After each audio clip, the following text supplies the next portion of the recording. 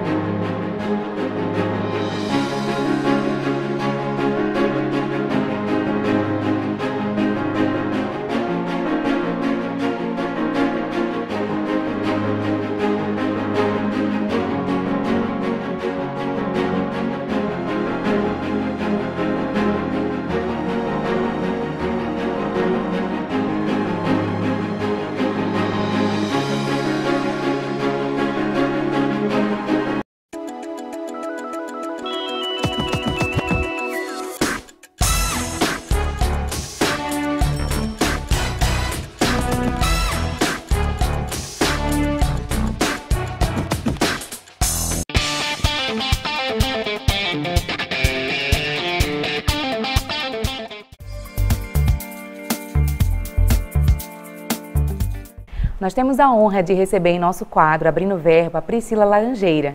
Ela esteve em nossa conferência de líderes e muito nos abençoou com instruções divinas a respeito dos grupos pequenos. Inclusive, ela é autora e a maioria dos seus livros tem por base grupos pequenos que são fundamentados em relacionamento. E é sobre esse tema que nós vamos conversar neste Abrindo o Verbo. Priscila, seja bem-vinda ao nosso programa. Obrigada, Carol. Prazer e o privilégio todo meu. Eu quero já iniciar perguntando qual é a definição-chave para a palavra relacionamento. Definição-chave nem é bem o que eu chamo, não. Relacionamento é uma necessidade que todo mundo tem, porque nosso Deus relaciona-se. Então, o que acontece conosco? Imagem e semelhança de Deus, vontade de interagir e de estar com o outro. Então, por isso nós temos o boom das redes sociais, por isso nós usamos tantos aplicativos de celulares, porque a necessidade de conversar, de estar com o próximo e de interagir é gigantesca. Boa definição. Nada de dicionário, nada de Wikipedia, mas é o que eu acho. É uma experiência, né? É uma relacionamento experiência, é isso exatamente. também, né? Não dá para você fechar. É uma troca, né? É um compartilhar. Troca. É verdade. Eu quero saber também de onde surgiu essa ideia de utilizar um relacionamento como uma ferramenta evangelística ou de consolidação, né? Como a maioria dos seus livros é sobre grupo pequeno e é a base para isso, é relacionamento, né? Como é que as igrejas podem se envolver com esse tipo de coisa ou implantar esse tipo de coisa para evangelizar, para consolidar? De onde surgiu e como é que a gente faz? Tá, primeiro é o seguinte, nós cristãos costumamos dizer assim, somos uma família. Tá, base de família é o quê? A gente se conhecer. Então, normalmente, a gente acha que conhece, que sabe o nome, sabe o sobrenome, sabe onde a pessoa está. Mas não é verdade, não. Na vida da igreja ou na nossa rotina de relacionamentos, até profissionais, nós não conseguimos relacionamentos significativos. A gente passa pelo outro e faz uma grande distinção entre amizade, colega, parente. E aí, quanto mais a gente diferencia esse tipo de relacionamento, mais distante a gente fica do outro. Então, o que a gente quer? Estar próximo. Os pequenos grupos, eles são relacionamentos, mas relacionamentos significativos. É aquele que você conhece o próximo, se dá a conhecer e se permite que o outro conheça você exatamente como você é. Com todas as suas falhas, com todos os seus erros, com todos os seus acertos, com todas as suas imperfeições. Então, a necessidade de relacionamento é tão grande que o grande encontro, o grande evento não proporciona essa oportunidade. Então, num pequeno grupo, essa oportunidade acontece. Você chega ali 8, 10, 12 pessoas, é muito mais fácil você conhecer o outro e saber o que ele espera, qual que é o anseio, qual que é a necessidade. Você ri muito, então você se descontrai, a coisa flui. E relacionamento na base do pequeno grupo já veio por definição do próprio Jesus. Porque ele disse, 2 ou 3 reunidos em meu nome, ali eu estou. Então, 2 ou 3, pequeno grupo. É verdade. 2 ou 3, a gente conhece muito bem o outro. Então, veio daí. E foi uma visão estabelecida pelo próprio mestre, né? Eu costumo dizer que não há nada melhor do que você ganhar a pessoa primeiro para você e automaticamente ela será levada a Cristo. Então é uma ferramenta realmente muito poderosa. Nós usarmos as nossas relações para incutirmos o meio de vida cristã, para incutirmos o estilo de vida cristã, aquilo que nós cremos, aquilo que nós acreditamos, sem forçar nada, né? Sem exigir nada, sem cobranças, mas simplesmente naquele contexto de amizade. Exatamente. Eu acho assim, a amizade é um relacionamento maravilhoso e estritamente necessário. Os relacionamentos, eles são vários. Pode ser com cônjuge, com amigo, com parente, com colega de trabalho, com profissionais, prestadores de serviços, fornecedores, a todo tipo de relacionamento. E é importante a gente lembrar que relacionamentos podem ser quebrados. E uma vez quebrados, eles são muito difíceis de serem restaurados. Só mesmo com muito trabalho, com muita dedicação, a gente restaura e consolida um relacionamento que você perdeu. Então, num pequeno grupo, qual que é a nossa intenção? Relacionamento verdadeiro, relacionamento honesto. É isso que a gente está fazendo aqui, né? Meio olho no olho, sem constrangimento, às vezes até meio sem graça, mas falando a verdade. Então, se você realmente se relaciona com alguém, você vai permitir o outro te conhecer. E você vai conhecer o outro. E mais, Você vai respeitar o espaço do outro, o limite do outro e vai ter essa reciprocidade. Na vida da igreja é um tremendo diferencial. Você está ali num culto de celebração amplo, maravilhoso, mas você não conhece o outro. Você está num grupo pequeno. É pastoreio mútuo, é amizade, é acolhimento. Então faz toda a diferença. É extremamente prazeroso. É por isso que a Verbo da Vida Rio Doce é uma igreja que funciona com a estratégia de GCC, que é Grupo de Comunhão em Crescimento. Inclusive, se você não conhece, eu tenho desejo de estar um pouco mais por dentro dessa estratégia, você pode acessar a nossa página e lá colher um pouco mais de informações a esse respeito. É uma pena que a nossa conversa já está acabando, mas eu acredito que nós vamos ter uma outra oportunidade. De hoje a 15, nós vamos estar novamente com a Priscila Laranjeira aqui em nosso programa, para continuar falando sobre relacionamento, só que dessa vez de uma forma mais prática, te instruindo e te indicando sobre como implantar grupos pequenos, células, GCCs, seja qual for o nome, na sua igreja ou onde você está levantando uma nova obra, para que assim você possa crescer não apenas numericamente, mas qualitativamente, porque são através dos relacionamentos que nós formamos também novas pessoas em Cristo Jesus. Priscila, muito obrigada pela sua participação em nosso programa. Eu que agradeço.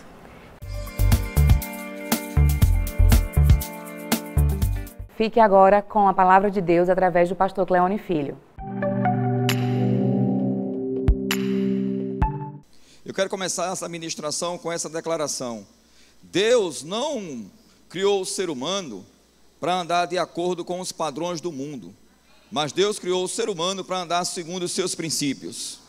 Amém, queridos? Então nós devemos, em Cristo Jesus, andar na contramão do mundo. E é o desejo de Deus que todo ser humano venha andar na contramão do mundo, venha andar de acordo com a sua palavra. E vamos aprender como é que se anda de acordo com a palavra de Deus. Se anda de acordo com a palavra de Deus andando pela fé. Amém? Abra lá em Hebreus capítulo 11, diz o seguinte: ora, a fé é a certeza de coisas que se esperam, a convicção de fatos que se não veem. Pois pela fé os antigos obtiveram bom testemunho. Pela fé entendemos que foi o universo formado pela palavra de Deus, de maneira que o visível vê existir das coisas que não aparecem. Pela fé Abel ofereceu a Deus mais excelente sacrifício do que Caim, pelo qual obteve testemunho de ser justo, tendo a aprovação de Deus quanto às suas ofertas. Por meio dela também, mesmo depois de morto, ainda fala. Pela fé Enoque foi trasladado para não ver a morte. Não foi achado porque Deus o trasladara, pois antes da sua trasladação obteve testemunho de haver agradado a Deus. De fato, sem fé é impossível agradar a Deus, porquanto é necessário que aquele que se aproxima de Deus creia que Ele existe e se torna galardoador dos que o buscam. Aleluia! Então diga assim comigo: de fato, sem fé é impossível agradar a Deus. Então a Bíblia diz para mim e para você que nós agradamos a Deus quando estamos andando pela fé. E andar pela fé é ter sua vida estabelecida nos princípios da palavra de Deus e agir de acordo com esses princípios. Porque, querido, o mundo está falando em crise financeira, está falando em falta, o mundo está falando, querido, em enfermidades, mas a palavra de Deus diz para mim e para você que a resposta para a crise financeira sobrará. Amém. A palavra de Deus diz para mim e para você, querido, que o nosso corpo não é para carregar doenças. Amém. É para transportar o Espírito Santo de Deus. Amém. É para transportar a unção de Deus. Amém. Então eu tenho que crer naquilo que Deus diz e andar de acordo, porque fé é um fundamento, fé é uma base para você construir a sua vida em cima dela. A Bíblia diz que sem fé é impossível agradar a Deus. A Bíblia vai dizer para mim e para você como é que nós vencemos o mundo. 1 João 5,4 diz o seguinte: porque todo que é nascido de Deus vence o, e esta é a vitória que vence o mundo, a nossa fé. O mundo aqui, um dos significados que dessa palavra mundo, um dos significados é uma multidão de incrédulos.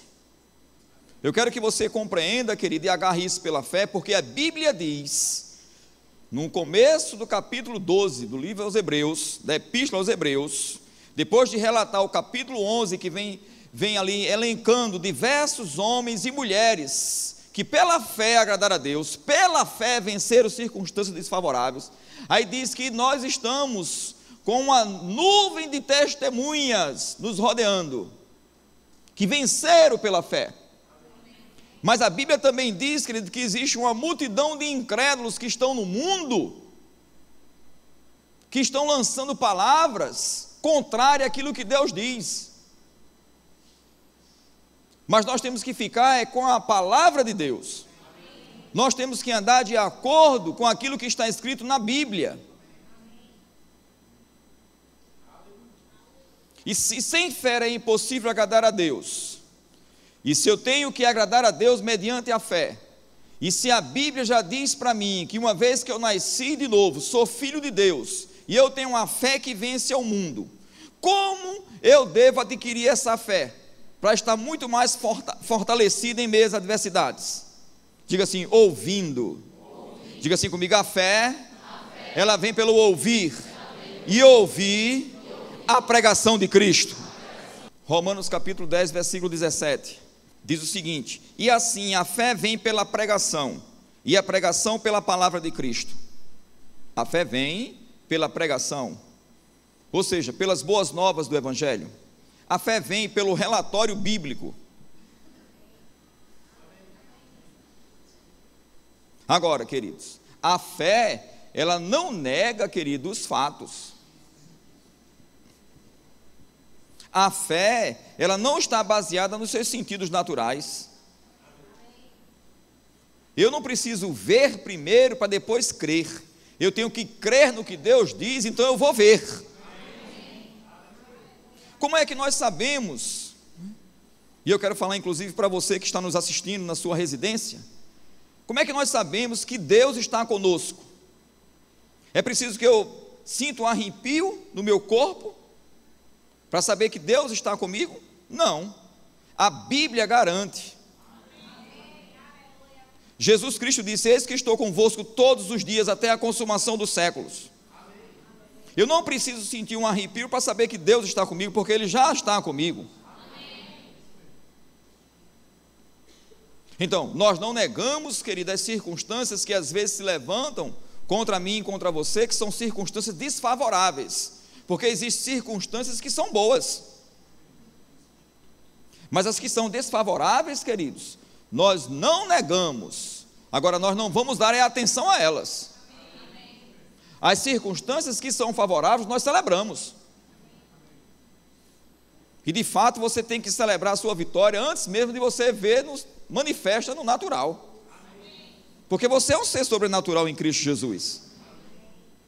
Você é uma nova criatura. Você está no reino de Deus. E esse reino domina sobre todas as coisas. Não existe causa demasiadamente impossível para Deus. Certa feita eu estava viajando de avião, e quem teve a oportunidade já de viajar de avião, vai saber o que eu vou dizer exatamente agora. E queridos, quando você está ali no aeroporto, se preparando para embarcar, então você vê aquela nave grande, tudo, de repente você está a caminho do aeroporto, de repente você se depara com alguns prédios, que são altos, de 10 andares, 15 andares, e aí você de repente se vê tão pequenininho diante daquelas alturas. Mas quando você está lá em cima, querido, e de repente decolou, não chegou nem a subir tanto, aí a sua vista consegue alcançar a terra aqui, e você vê como os prédios são pequenininhos.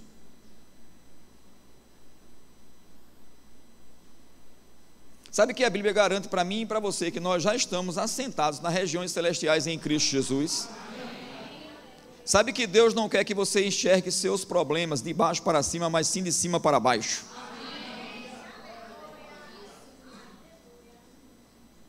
Porque você olhando, querido, lá de cima, na posição de autoridade que você já está sentado em Cristo Jesus, tudo já está resolvido pela fé. Porque Jesus bradou: está consumado.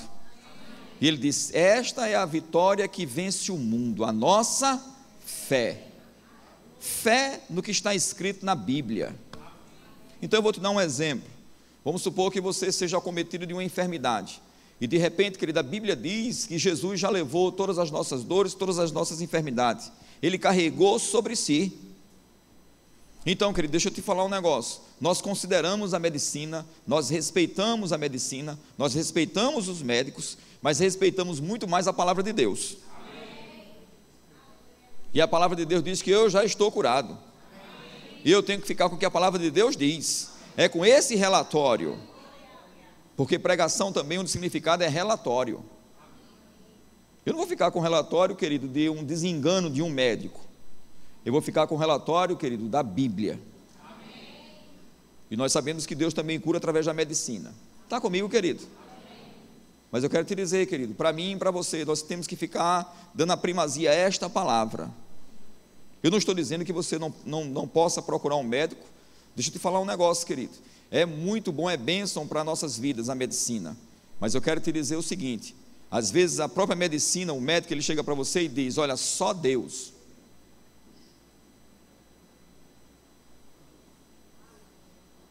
Agora eu quero que você pense a respeito disso que eu vou te dizer agora. Será que você vai depositar a sua confiança em Deus só nesse momento ou a partir de? Por que não depositar desde já? Marcos 5,35 diz o seguinte: falava ele ainda quando chegaram alguns da casa do chefe da sinagoga, a quem disseram: tua filha já morreu, por que ainda incomodas o mestre? Mas Jesus, sem acudir a tais palavras, disse ao chefe da sinagoga: não temas, crer somente. Agora, querido, no versículo 34 desse mesmo capítulo, Jesus está falando para a mulher do fluxo de sangue, e ele finaliza a conversa com ela dizendo: filha, a tua fé te salvou. Ou seja, a tua fé fez com que você vencesse essa circunstância adversas que você estava vivendo. A tua fé fez com que você vencesse a enfermidade. A tua fé fez com que você vencesse a multidão e chegasse até a mim. A tua fé vai fazer você vencer todas as coisas. Amém, queridos? E aí, de repente, querido, nós sabemos que Jairo chegou e fez um pedido a Jesus. E aí, nesse intervalo de tempo, Jesus teve que parar porque uma multidão estava seguindo a ele. E essa mulher do fluxo de sangue tocou na orla das suas vestes, porque ela dizia consigo mesma: se eu tão somente tocar na orla das suas vestes, eu ficarei curada. Ela foi em busca daquilo que ela estava precisando.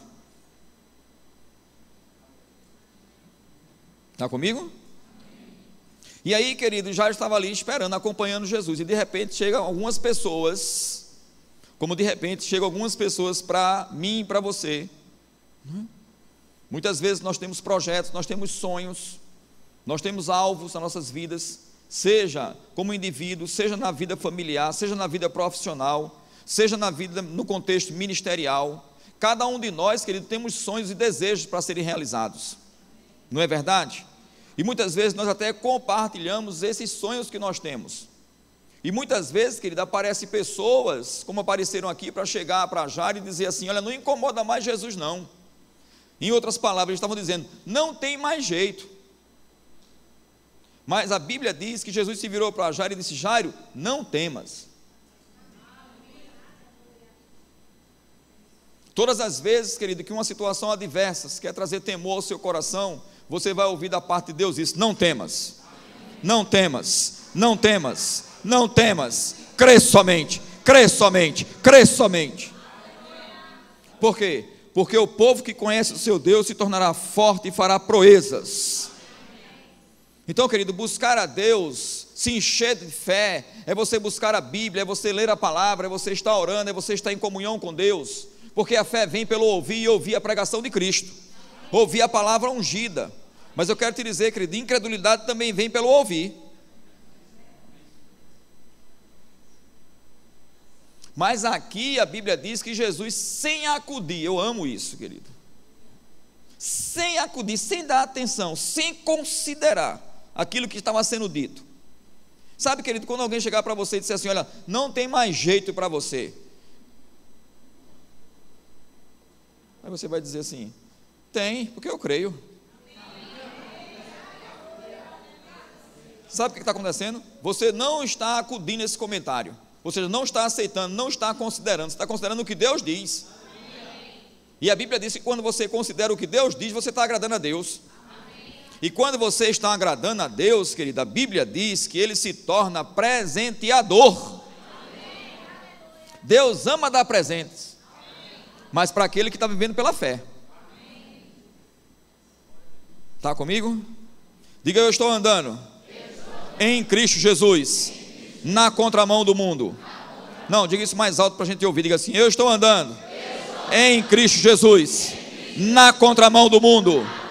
Diga: os princípios do mundo não têm poder sobre a minha vida, porque eu estou andando pela fé. Glória a Deus. Aleluia. Glórias. Deus não criou o ser humano para ser eco do diabo. Deus criou o ser humano para proclamar as verdades de sua palavra. Como nós temos que liberar nossa fé? Como liberar a nossa fé? 2 Coríntios capítulo 4, versículo 13, diz o seguinte: tendo, porém, o mesmo espírito da fé, como está escrito, eu criei, por isso também nós cremos, por isso também falamos. Agora, como foi que você recebeu a salvação em Cristo Jesus? Ouvindo a respeito da salvação. E uma vez que você ouviu a respeito da salvação, você foi gerado em fé. E você recebeu que espírito? Esse espírito da fé, que crê com o coração e fala com a boca. Então, ainda que você esteja, querido, nas suas emoções, se sentindo abalado diante do problema. Olha, pastor, o senhor não sabe nem 1% do que eu estou passando. Deixa eu te dizer, se você souber que pelo menos, se sua fé é do tamanho de um grão de mostarda, você vai mandar esse monte sair da sua vida. É o suficiente. Porque muitas vezes, querido, muitas pessoas que já nasceram de novo, acham que vão resolver os problemas, querido, se tiver uma fé muito grande, e ficam se espelhando nos grandes homens e mulheres de Deus que estão na sua frente. Mas deixa eu te falar um negócio, você deve se espelhar em primeiro lugar na palavra. E Jesus disse: se você tiver fé do tamanho de um grão de mostarda, você vai dizer a esse monte: ergue-te daqui e vai passar para o outro lado. Agora, uma vez que você já foi gerado em fé, porque ouviu a palavra da salvação, que gerou fé no seu coração, e você confessou com a boca a Jesus Cristo como Senhor, você já tem fé.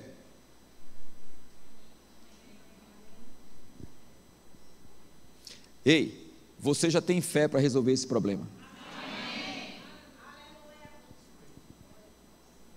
Agora, nós sabemos, querido, que fé cresce.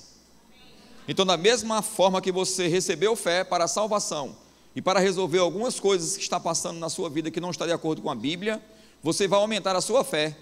Como? Ouvindo mais ainda, mas também vivendo o que está ouvindo. Marcos 11, versículo 12, diz: no dia seguinte, quando saíram de Betânia, teve fome, e vendo de longe uma figueira com folhas, foi ver se nela porventura acharia alguma coisa. Aproximando-se dela, nada achou, senão folhas, porque não era tempo de figos. Então lhe disse Jesus: nunca jamais coma alguém fruto de ti. E seus discípulos ouviram isto, e foram para Jerusalém. Entrando ele no templo, passou a expulsar os que ali vendiam e compravam, derribou as mesas dos cambistas e as cadeiras dos que vendiam pombas. Não permitia que alguém conduzisse qualquer utensílio pelo templo. Também os ensinava e dizia: não está escrito, a minha casa será chamada casa de oração para todas as nações, vós, porém, a tendes transformado em covil de salteadores. E os principais sacerdotes e escribas ouviam estas coisas e procuravam um modo de lhe tirar a vida, pois o temiam, porque toda a multidão se maravilhava de sua doutrina. Em vindo à tarde, saíram da cidade, e passando eles pela manhã, viram que a figueira secara desde a raiz. Então Pedro, lembrando-se-lhe, falou: mestre, eis que a figueira que amaldiçoaste secou. Ao que Jesus lhe disse: tende fé em Deus, porque em verdade vos afirmo, que se alguém disser a este monte, ergue-te e lança-te no mar, e não duvidar no seu coração, mas crê que se fará o que diz, assim será com ele, ou assim será feito. Tem algumas traduções que dizem que assim será feito. Próximo sábado nós temos um encontro marcado a partir das 8 horas da manhã. Até lá, Deus te abençoe.